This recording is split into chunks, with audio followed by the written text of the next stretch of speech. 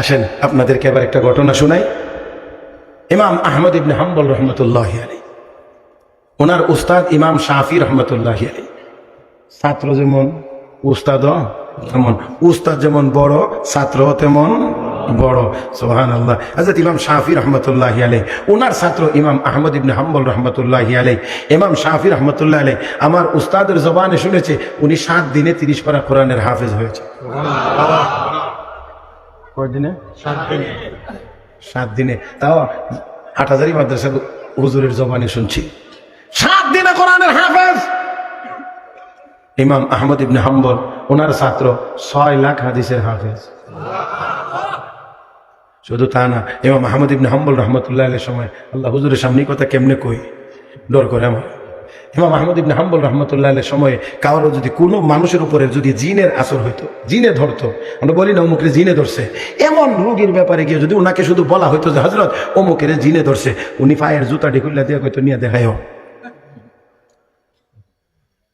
শুধু জুতা স্যান্ডেলটা দিয়ে বলতো নিয়ে দেখায়।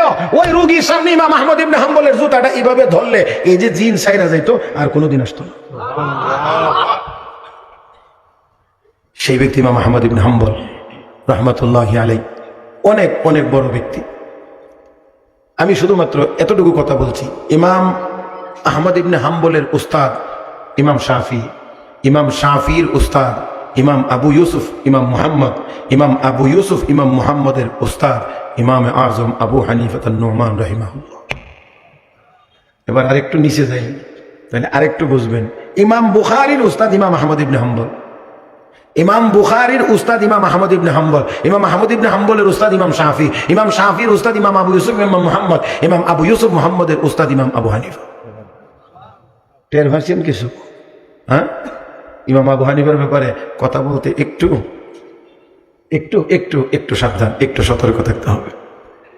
ইমাম মালিক রহমতুল্লাহ আলাইহির কান ভারী করা হয়েছে যে ইমাম আহমদ ইমাম আবু হানিফা মানে উনি উনার মতামত কোরআন হাদিসের উপরে চালায়া দেন, উনি উনার মতামত চালায়া দেন।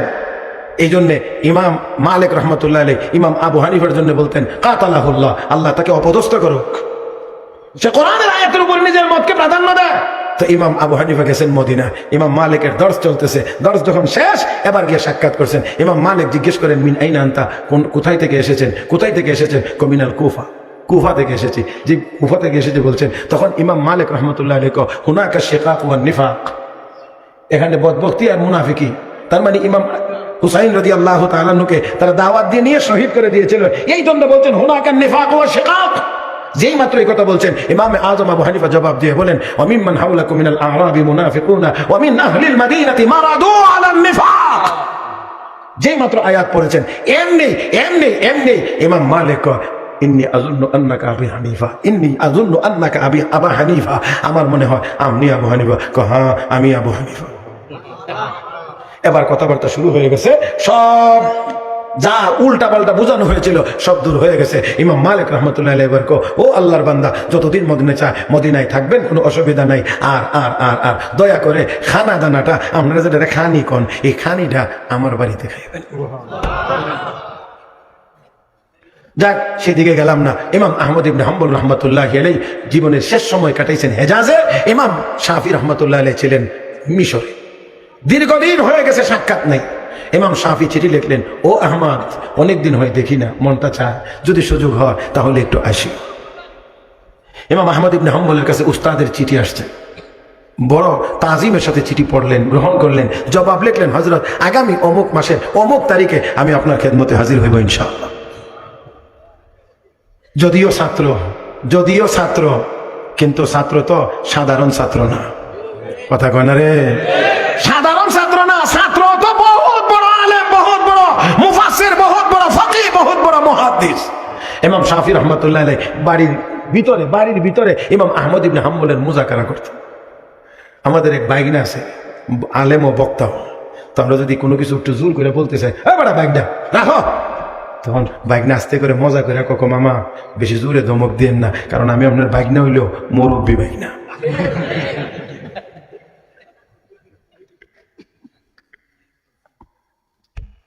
তো যদিও ছাত্র কিন্তু ছাত্র তো জানতেন ছাত্র না, অনেক অনেক অনেক অনেক অনেক বড়। এই জন্য বাড়ির ভিতরে ইমাম আহমদ ইবনে হাম্বলের গুণাগুণ সব বর্ণনা করতেছে। তো তারাও জানে অমুক তারিখে ইমাম আহমদ ইবনে হাম্বল আসবেন। পুরা বাড়ির ভিতরে আনন্দ, বড় ওলি, বড় বুজুর্গ, বড় আলেম, বড় ফকির তিনি আমাদের বাড়িতে মেহমান হবেন। তো নির্দিষ্ট তারিখে যেই দিন যাওয়ার কথা ইমাম আহমদ ইবনে হাম্বল যাবেন। ইমাম শাফি রহমতুল্লাহ আলাইহি যদিও ছাত্র, কিন্তু আলেম বড় হওয়ার কারণে আলেমকে মর্যাদা দিতে গিয়ে একেবারে শহরের প্রধান গেইটে গিয়ে তিনি দাঁড়াইছেন। যেই মাত্র তিনি দাঁড়াইছেন, ওনার সাথে ছাত্ররা দাঁড়াইছেন। এবার দেখা গেছে বাদশাহ ছিল ওনার ভক্ত, উনিও গিয়ে লাইনে দাঁড়াইছেন। এবার বাদশাহ যখন দাঁড়াইছে তো মন্ত্রিসভার সদস্যবৃন্দ সবাই দাঁড়াইছে, তিন বাহিনীর প্রধানরা দাঁড়াইছে। এক কথায় রাষ্ট্রীয় মেহমান হয়ে হযরত ইমাম আহমদ ইবনে হাম্বল উস্তাদের বাড়িতে মেহমান হয়েছে। বাড়িতে নিয়ে গেছেন, দস্তরখান বিছানো আছে, খাবার পরিবেশন করা হয়েছে। ইমাম আহমদ ইবনে হাম্বল রাহমাতুল্লাহি আলাইহির সামনে খাবার পরিবেশন করা হয়েছে। ইমাম শাফি রাহমাতুল্লাহি আলাইহি আগে থেকেই বড় মেহমান নওয়াজ মানুষ, মেহমানদারি খুব বেশি পরিমাণে করেন। ইমাম আহমদ ইবনে হাম্বলের জন্যও সুন্দর মতো খানা পরিবেশন করেছেন। পরিবেশন করলে ওনার সামনে যা দেওয়া হয়েছে সব খানা তিনি অত্যন্ত দ্রুত গতিতে খেয়ে ফেলেছেন। যা দিছে সব খাইছে, আবার আস্তে আস্তে না, দ্রুত গতিতে। এখানে খানার আদবের উল্টা, দ্রুত না খেয়ে মোটামুটি স্বাভাবিকভাবে খাইতো। আর মেহমান হয়ে খাইলে মেজবান যতটুকু সামনে দেয় সবটুকু না খাওয়া, অল্প কিছু রেখে দেওয়া, যাতে মেজবানের মন এই বলে তৃপ্তি পায় যে মেহমান খাওয়ার পরেও কিছু রইছে। এটা খানার আদব, ফরজ ওয়াজিব না, সুন্নতে মুআক্কাদাও না, একেবারে স্বাভাবিক নিয়ম। এতটুকু এই দৃশ্য ইমাম শাফি রহমতুল্লাহ আলাইহির মেয়েরা কোন ফাঁকে দেখছে, একটু উকি নাকি দিয়া যেভাবেই হোক দেখছে, এবং দেখকে তো মন খারাপ। আব্বা এতদিন আমরা শুনাইলেন, এত বড় বুজুর্গ, এত বড় আলেম, এত বড় মুহাদ্দিস, এত বড় ফকিহ, ওনার খানার তরিকা ওই ঠিক নাই। আল্লাহ, অতটুকুর ভিতরেই বুজুর্গি নিয়ে প্রশ্ন। আর আমাদের দেশে আহা পীর বাবা কেবলা কাবা, পরনে কাফন নাই, তারপরেও জালেমরা এর পিছিয়ে ঘুরে কোনো প্রশ্ন উত্থাপন করে না। করলেও হুজুর জঙ্গলও খালি না, ল্যাংটাও খালি না। তো খালি না জানারে তো সব দেখাই লেছে। আস্তাগফিরুল্লাহ, আস্তাগফিরুল্লাহ। এবার বাড়ির ভিতরে যখন গেছে, মেয়েরা এবার জিজ্ঞেস করে, আব্বা এতদিন পর্যন্ত কার বুজুর্গের কথা শোনাইলেন? আব্বা, যে লোকের খানা খাওয়ার তরিকা ঠিক নাই সেই লোক আবার কেমন করে বুজুর্গ হয়? আল্লাহু আকবার।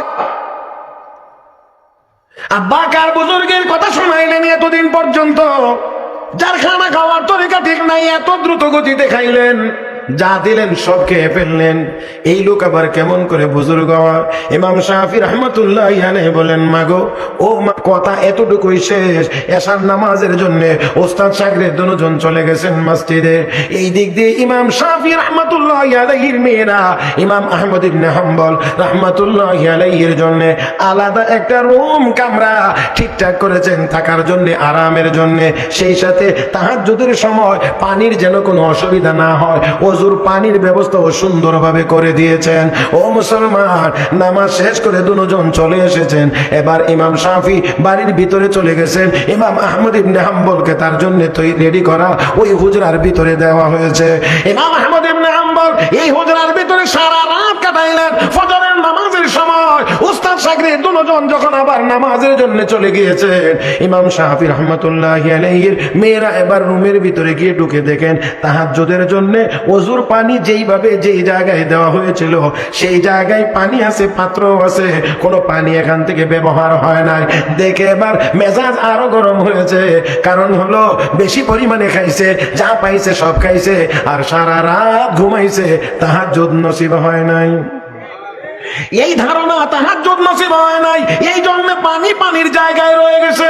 ও মুসলমান, মেজাজ বড় গরম। ফজরের নামাজের পরে যখন আবার ইমাম শাফি বাড়িতে ফিরলেন, ভিতরে গেলেন। এবার মেয়েরা শক্ত হাতে বাবাকে ধরলেন, ধরে বলেন, আব্বা খাইলো না বুঝলাম, বেশি খেয়ে ফেলেছে, সব খেয়ে ফেলেছে, কিন্তু দেখেন তাহাজ্জুদ নসিব হয় না। পানি যেখানে যেইভাবে দিয়েছিলাম তাহাজ্জুদের জন্য, ওযুর জন্য পানি ব্যবহার হয় নাই, খাওয়াও ঠিক নাই, তাহাজ্জুদের যার ঠিক নাই, ওই লোক আল্লাহর ওলি আবার কেমন করে হয়? হে মুসলমান, তাহাজ্জুদের নামাজ ফরজ না, তাহাজ্জুদের নামাজ ওয়াজিব না, তবে তাহাজ্জুদ ছাড়া আল্লাহ ওয়ালা হওয়া যায় না। হে মুসলমান, আল্লাহ ওয়ালা যদি হওয়া লাগে তাহাজ্জুদ লাগে, কারণ আল্লাহ তার প্রিয় বান্দা বান্দীদের গুণাবলী বর্ণনা করেছেন। ওয়াল্লাযীনা ইয়াবিতুনা লিরাব্বিহিম সুজদান ওয়া কিয়ামা ওয়াল্লাযীনা ইয়াকুলুনা রাব্বানা ইসরিফ আন্না আযাবা জাহান্নাম ইন্না আযাবাহা কানা গরামা ইন্নাহা সাআত মুস্তাকাররা ওয়া মুকামা।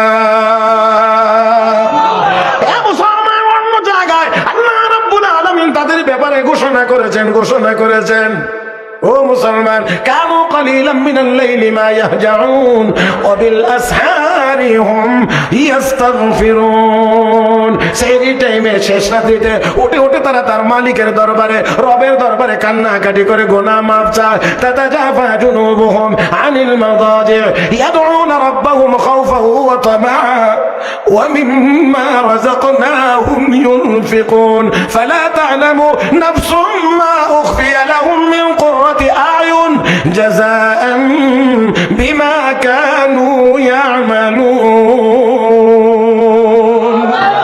আল্লাহ রাব্বুল আলামিন বলেন, দুনিয়াতে আমার একদল প্রিয় বান্দা বান্দি আছে যাদের পিঠ শেষ রাত্রে বিছানায় লেগে থাকে না, শেষ রাত্রিতে পিঠ বিছানায় লেগে থাকে না, তারা উঠে যায়। ইয়াদউনা রাব্বাহুম খাওফান ওয়া তামাআ, তারা জাহান্নামের ভয় আর জান্নাতের আশা তাদের রবের কাছে কান্নাকাটি করে, আল্লাহ জাহান্নামের আগুন থেকে বাঁচাও, আল্লাহ জাহান্নামের আগুন থেকে বাঁচাও, আল্লাহ জাহান্নামের আগুন থেকে বাঁচাও, আল্লাহ জান্নাতীদের তালিকায় আমাদের নামটা উঠায় দাও। আল্লাহর কোরআনে আল্লাহ এই জাহান্নাম থেকে বাঁচার দোয়ার কথা বহু জায়গায় আল্লাহ বলেছেন, বহুভাবে বলেছেন।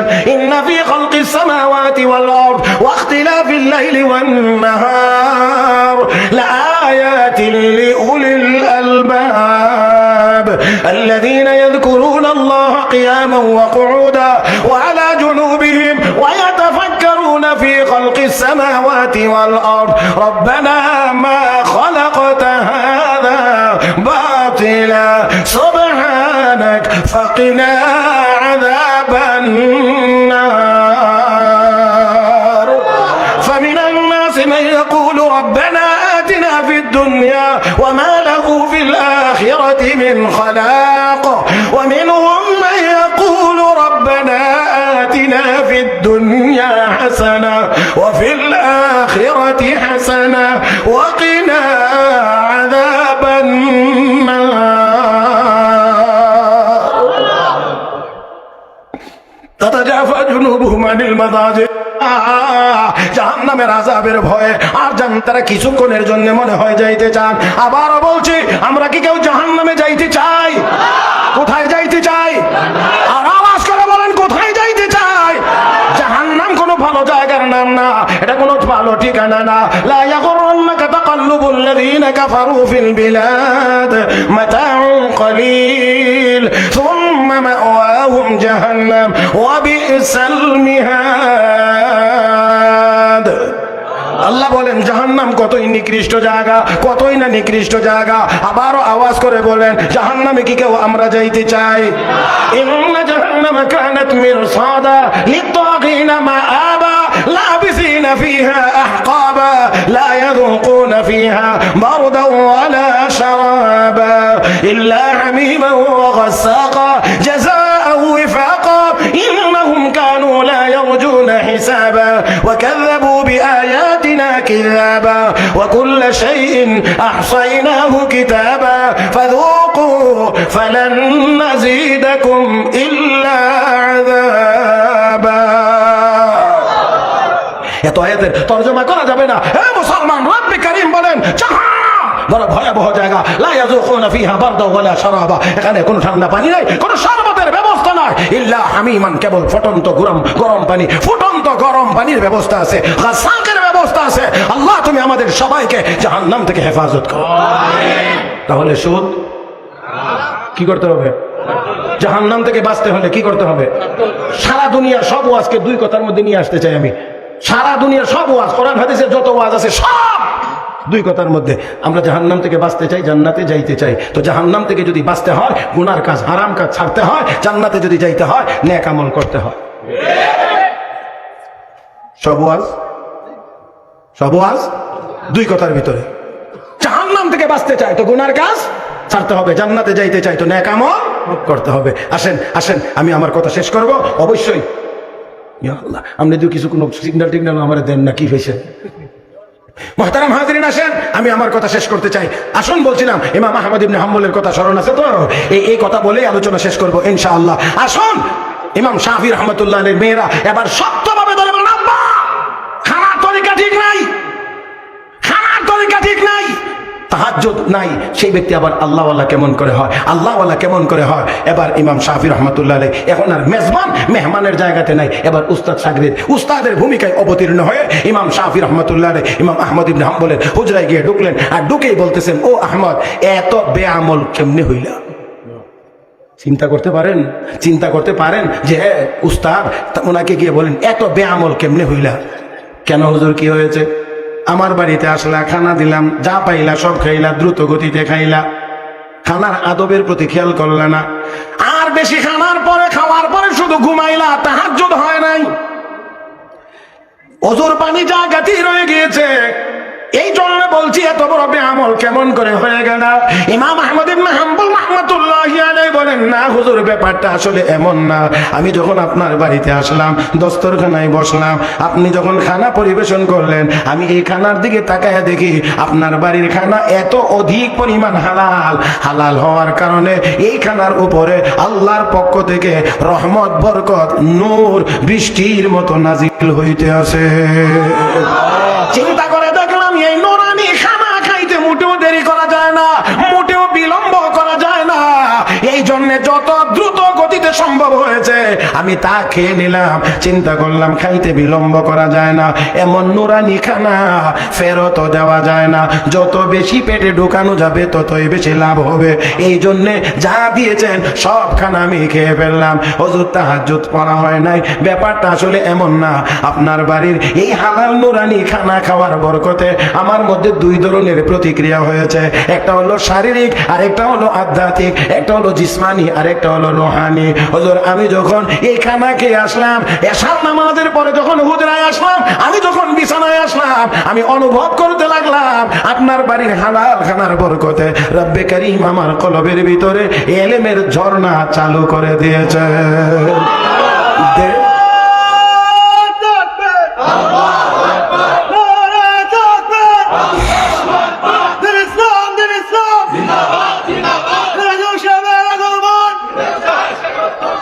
আমার ভাইয়েরাম, তিনি বলেন, আমি অনুভব করতে লাগলাম আমি ইলমের ঝর্ণা আল্লাহ আমার কলবে চালু করে দিয়েছেন, জারি করে দিয়েছেন। আর দেরি করলাম না, সাথে সাথে কাগজ কলম নিয়ে বসে গেলাম। হুজুর, আজকের রাত্রিতে আল্লাহর কোরআন থেকে গবেষণা করে শুধু আজকেই আমি 100 মাসআলা আবিষ্কার করেছি। আর আপনার বাড়ির হালাল নুরানি খানার বরকতে সারা রাতের ভিতরে আমি ঘুমাই নাই। ওযু ভাঙ্গার অন্য কোনো কারণও দেখা দেয় নাই। ওই এশার নামাজের ওযু দিয়ে আমি ফজর পর্যন্ত আল্লাহর ইবাদত করেছি। অতএব আসুন, সুদের মতো ভয়াবহ হারাম চলবে না বন্ধ? ধরবো না ছাড়বো? আওয়াজ করে বলেন, ধরবো না ছাড়বো? মুসলমানের ঘরে, মুসলমানের সমাজে সুদ চলবে না, সুদ চলতে পারে না। আসুন, এই সুদের বিরুদ্ধে সামাজিক প্রতিরোধ গড়ে তুলি। যে আল্লাহ পাক আমাদের সবাইকে তৌফিক দান করুন। সুদ সহ যাবতীয় হারাম থেকে বিরত থেকে হালাল খেয়ে আমরা যেন আল্লাহর ইবাদত করতে পারি। আল্লাহ আমাদের সবাইকে তৌফিক দান করুন। মহব্বতের সাথে সবাই বলি আমিন। পরিশেষে আপনাদের সকলের সুস্বাস্থ্য, উন্নতি, অগ্রগতি ও কল্যাণ কামনা করে ইন্তেজামিয়া কমিটিকে আন্তরিক অভিনন্দন ও মোবারকবাদ জানিয়ে আপনাদের আন্তরিক দোয়ার প্রত্যাশা করে, বিশেষ করে আপনাদের প্রিয় মানুষ এই মসজিদের সম্মানিত মুতাওয়াল্লি কাদিপুর মাদ্রাসার স্বনামধন্য শিক্ষা সচিব হযরত মাওলানা হাফেজ আব্দুল সালাম সাহেব সড়ক দুর্ঘটনায় আহত অবস্থায় হাসপাতালে চিকিৎসাধীন। আপনাদের আন্তরিক দোয়া তার জন্য চাই, যাতে আল্লাহ তাকে অতি দ্রুত সুস্থ করে আমাদের মধ্যে ফিরিয়ে দেন। সেই দোয়া চেয়ে আজকের মতো আলোচনা এখানেই শেষ করলাম। আমিন ইয়া রাব্বাল